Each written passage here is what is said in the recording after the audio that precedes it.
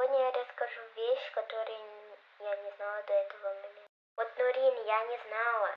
Помните эту девочку из текста «Спичи Мочи»? Я использовала обычный звук для нее. Но я не знала, что там существовали вот эти вот звуковые эффекты. Они были, а я их не использовала. Пипец какой-то. Я не знала, что они существовали, но они были. А я вчера узнала, что они существовали. Вообще не знаю почему. Я не знала, но сегодня буду знать. Пока.